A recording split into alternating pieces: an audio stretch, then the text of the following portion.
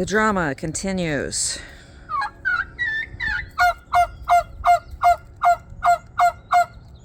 It is the end of summer. Today is September 20th, and it is 100 degrees today, or it's going to be later in the day, and it's supposed to be that for a whole another week at least.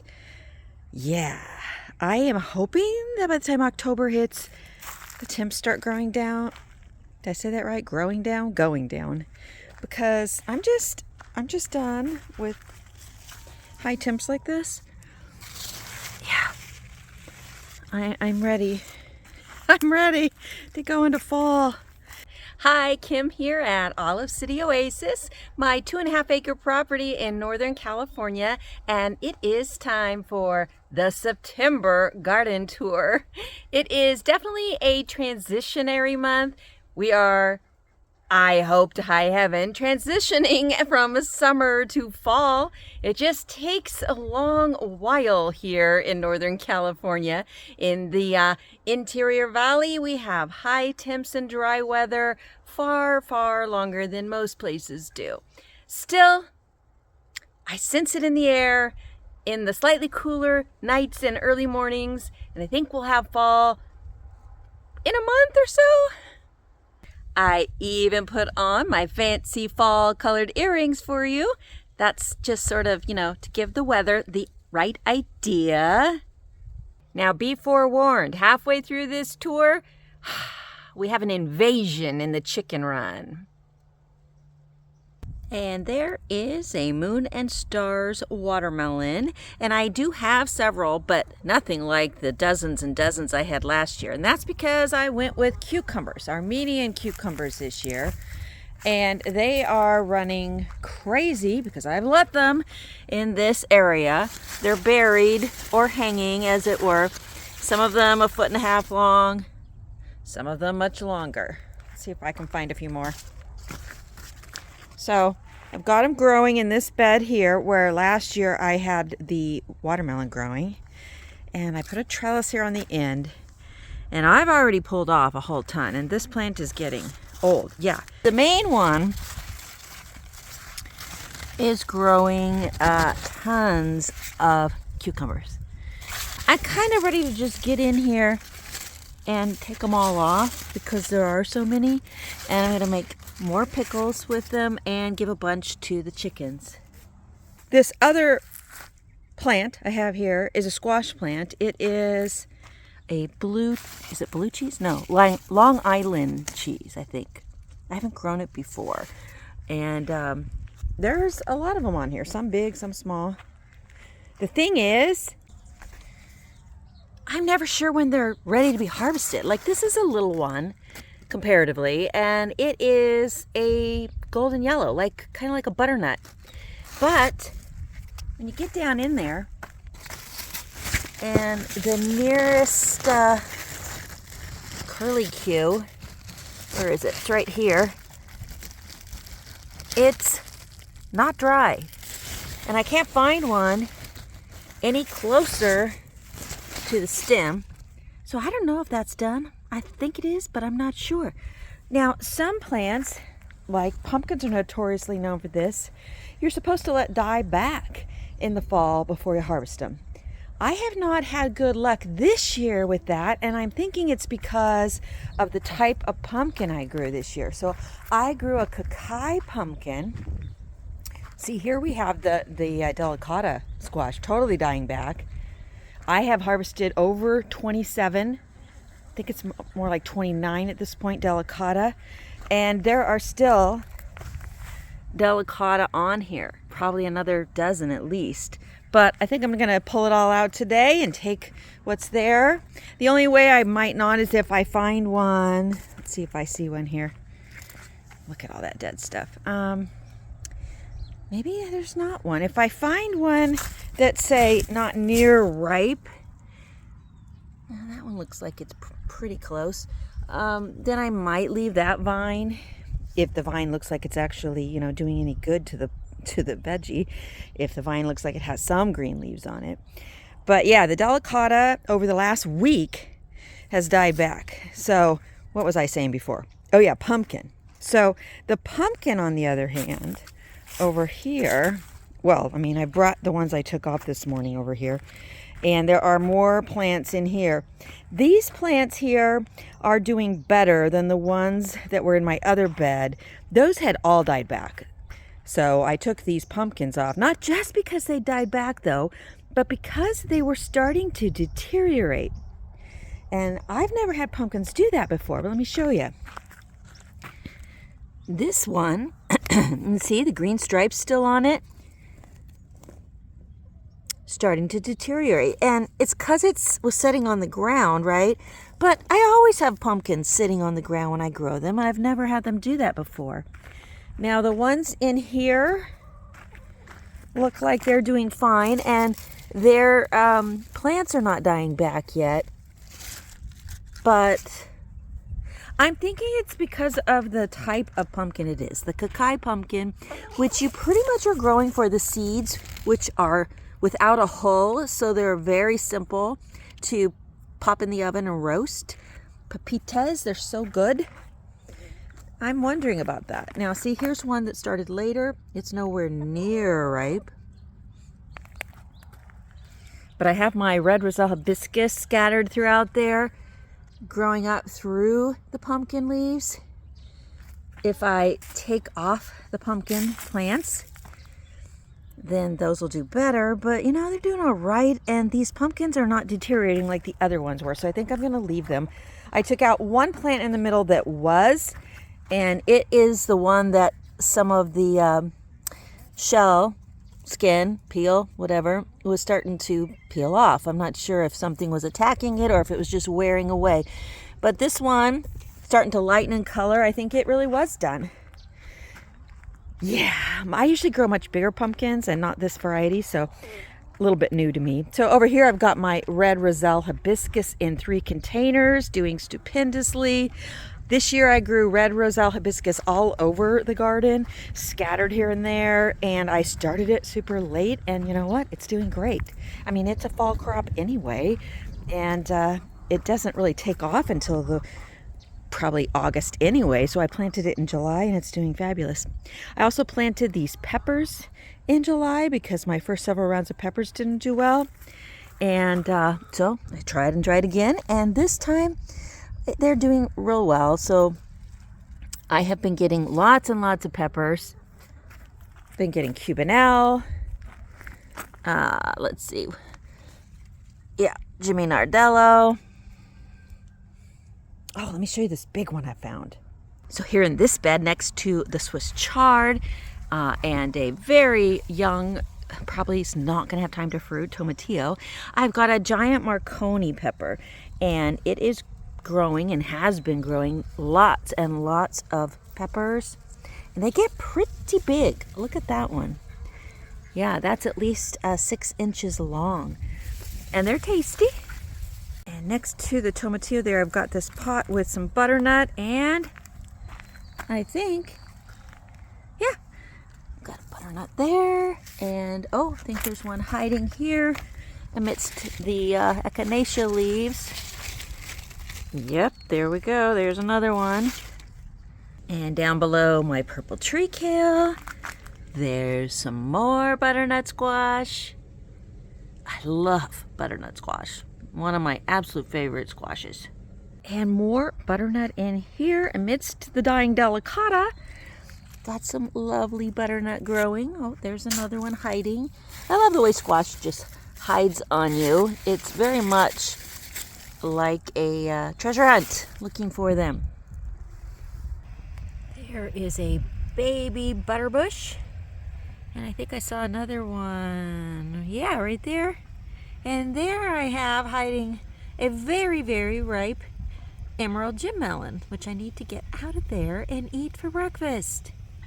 So I mostly had delicata growing in this bed along with my walking onions. I tried to grow some Chinese long red noodle beans up these trellises, and I did have one do really well, go all the way up to the top. I got lots of beans off it, but this past week I not only had the delicata plants die back, but also all my long red Chinese noodle beans, I can't say that. All my Chinese long red noodle beans died back, and In this bed, there was more delicata, so of course it died back. My zucchini here on the end is still doing well. Got some zucchini growing there. Lemon verbena doing as wonderfully as ever. Hi, Silver. What you doing? Would you like to have some green sorrel? Of course you would. All right. This is why I grow this right here. I mean, it is good in stew and stir fry. Kind of a little bit of a spicy tang to it. But the real reason I grow it is for the chickens. Because if you didn't know, you know, amongst everything I've ever fed to my chickens, well, savory is their absolute favorite thing to eat. Isn't it, girls? Yep. They can't get enough of it. I feed them some in the morning and I feed them a little more in the evening. And they just love it. And it's very healthy for them too.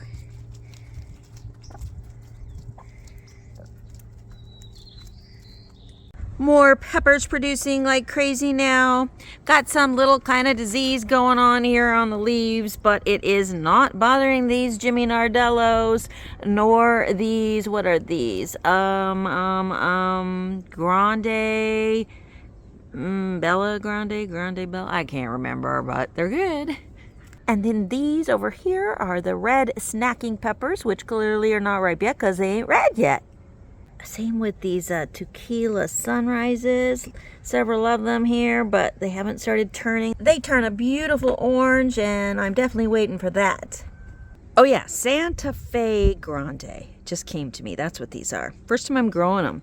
This is the crazy pepper bed because while all my other peppers that I planted in July are starting to produce like crazy now, this bed has five hot pepper plants that have not produced a thing, and yet they look so bushy and they're flowering like crazy, but not one of them has produced a single thing all summer. And they were planted early, and I don't really understand that, but nobody in my family really likes super hot peppers, so I guess it's not a big loss. Yeah, I have Trinidad scorpions and ghost peppers and one other kind I can't remember right now, but we'll see if they ever produce anything. At least the Society garlic keeps producing. Got some more of that right over here in my tomatillo bed, which, by the way, these tomatillos are looking fantastic. I have two kinds in here. I have the purple kind and the large green kind.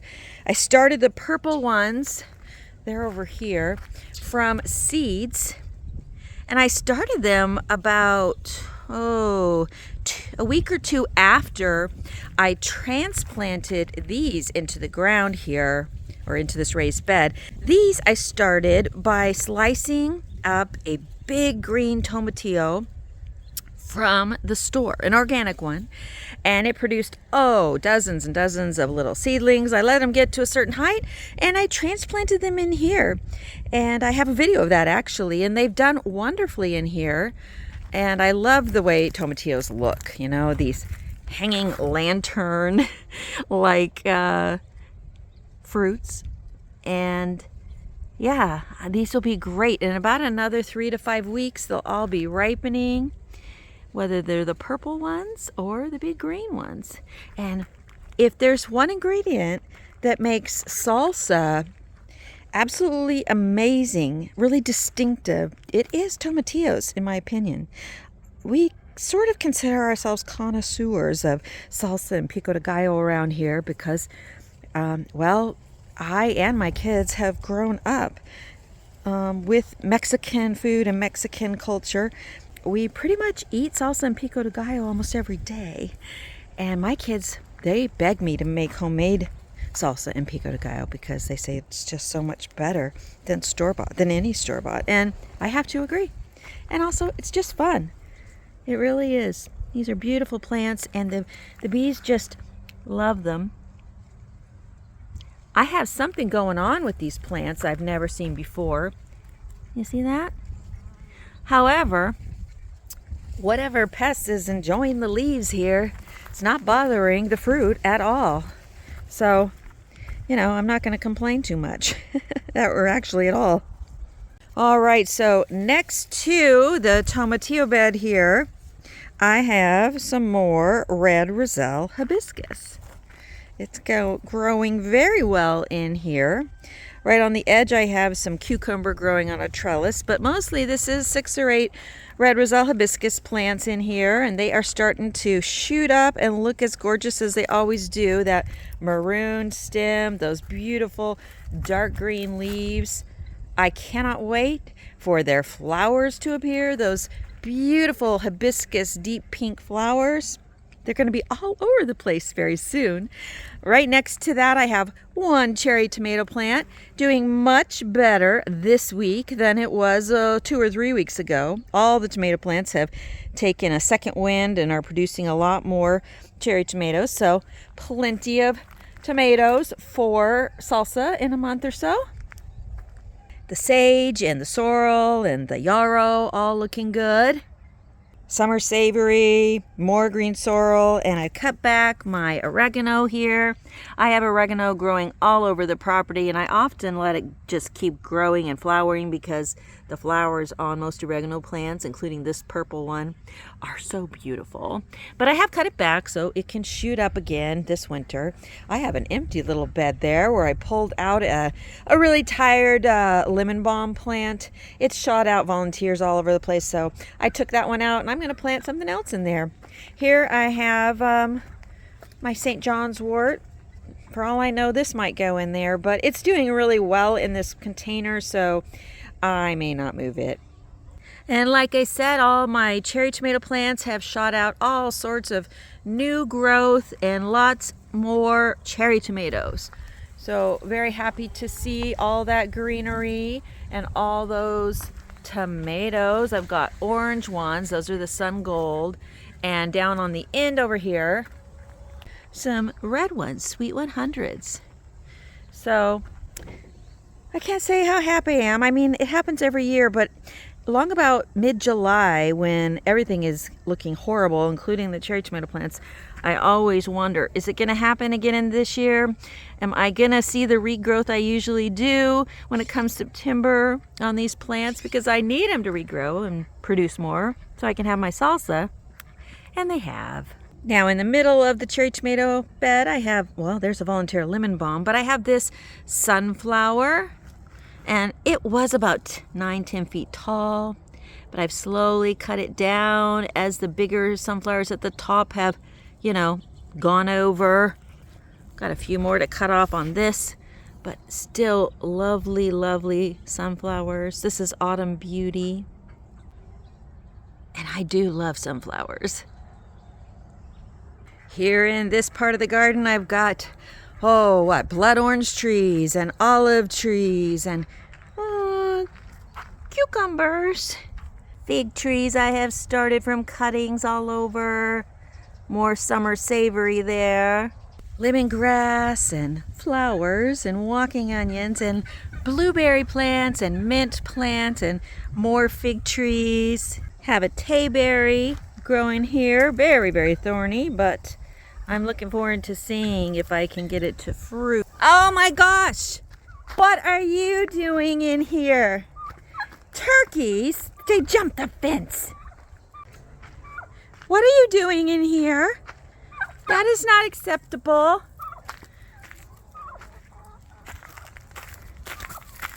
All right, you need to go back over. Hop the fence again. Yeah, see, there's your friends. Oh my gosh. I cannot lift you up there. I wouldn't even think of trying that. You need to hop over. Look, there's your dude. Come on. Hop. Jump. It's a long way to go down and get out the other way. Am I going to have to take you out the other way? Is that what I have to do? The turkey ordeal struggle goes on. Come on, let's go. This is gonna be something. Come on. No, let's go. They're telling you to jump. That's what they're telling you. But I don't think you're going to do that, are you? If you just keep walking and make a left and then a right, I can get you out of here. Come on. Yeah, that's right. I mean, that's left. Good job. Turn left. Well, there's some wood. You can jump up there. No, not going to do that. No, that's the wrong way. I need to get a stick. Maybe I can lift you. Maybe that's what I'm going to need to do. But those claws look mighty impressive. I don't think I want to chance that. Should I? Should I chance it? I couldn't even lift you up that high, I don't think. Not with my shoulders. Rotator cuff injuries do not like you lifting heavy things over your head. Okay, I cut open one of the Armenian cucumbers to take as a treat to the chickens because I had to kind of bring them in and lock them in their inner run rather than leave them out in the olive orchard. Well, I didn't have to, but I decided to do that while that turkey's still in there because I couldn't get that turkey out. Hopefully when she's not distracted by the chickens and the chicken food and the chicken's water, she will decide to hop on back over that fence to her little family.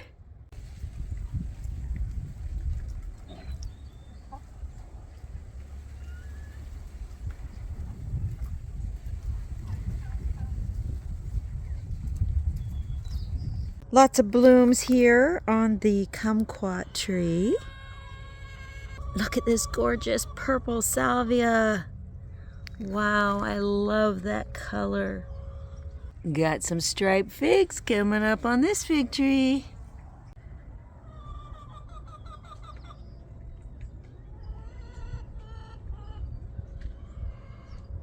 Look at that dahlia, so beautiful. Another bloom up here. Such a work of art. I wish I could paint. I would definitely paint that. And next to the dahlia, the wallflower starting to bloom again. Now that the temps are cooling off a bit, you know, down into the mid-90s. It's at least 20 degrees cooler than it was recently. Here, amidst the walking onions, I have some, what is it? Yellow squash growing. Grapefruit's getting bigger. And lots of limes. I think my loofah plant waited a little too long to send out blooms. I don't think there's time for it to come to fruit and ripen. But it's still mighty pretty. Okay, I'm taking the watermelon inside because I'm going to slice it up, have it nice and cold for dinner tonight. And then I've got 2 of the Long Island cheese squash just as a test because this one really looks done to me. It's a nice light orange apricot color and I think it's done. So we're going to test it. This one is still mottled. You see that? It's still got some green and it's modeling to the lighter apricot color. But I had to take it because dun dun dun. It's the only one with any damage on it. I'm going to cut that damage off and see what this side looks like. Again, I'm considering these my test squash, leaving all the others, which are all much, much bigger, on the plants. I think there's 2, maybe 3 Long Island cheese plants in there producing, and there's at least 12 big squash on there right now. So I'll tell you how this goes next time I do a video. Well, it worked. Bringing the chickens into the inner chicken run and bringing all their food and water with them seems to have motivated the turkey. I think she was getting a little bored and she hopped the fence to rejoin her family. I'm just glad she didn't come on over this way and hop another fence into my garden. Thanks for joining me for today's September garden tour. And well, happy growing. Happy fall. It's almost here. And I will see you again really soon. Bye for now.